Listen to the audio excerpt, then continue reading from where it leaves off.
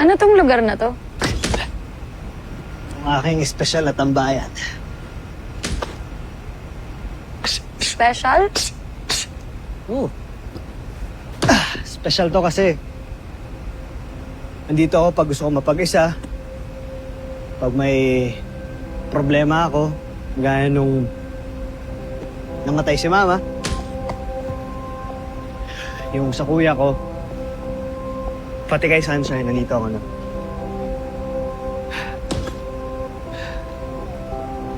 Ba't mo ako dinala dito?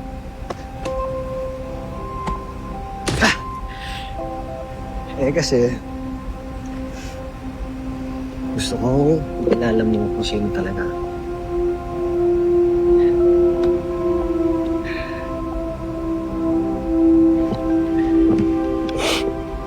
Sige.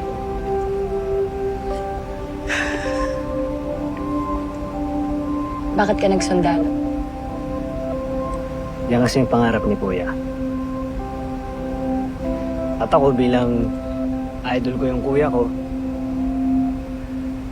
yun na lang din yung naging pangarap ko. Yun, hanggang sa lumaki ako, kaya ako nagsundalo dahil lang kasi yung kuya ko.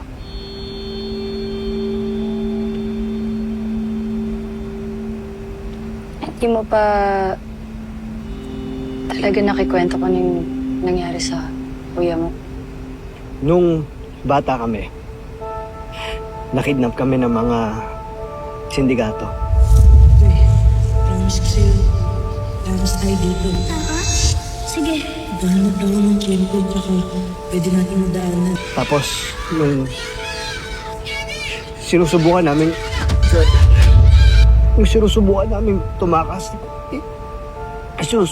tumakas ni Kuya.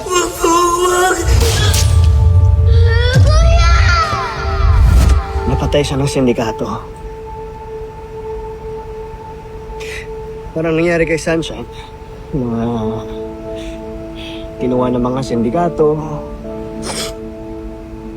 Parang lahat ng mahal ko sa buhay kinukuha ng... Ewan ko, baka malas lang talaga ako. Malas lang talaga ang tao. Kaya ikaw, kung gusto mo pa mag-back out, Magbabakaw. Ikaw gagawin niyo. Nakikita ko kung sino ka talaga, Gal. Mabuti kang tao. Kung paano mo ako tratuhin. Ting lola ko kung paano mo ako alagaan. Alam ko.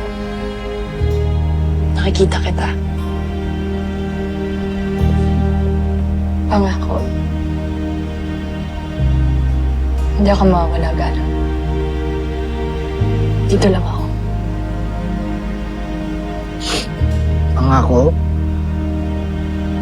poprotektahan kita.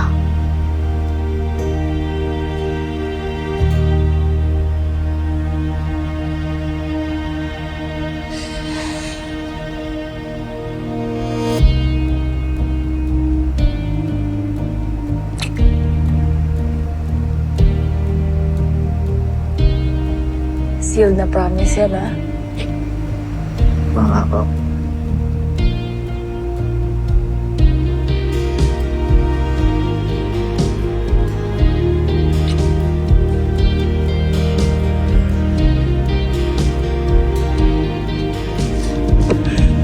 Ano, kilala mo na ako.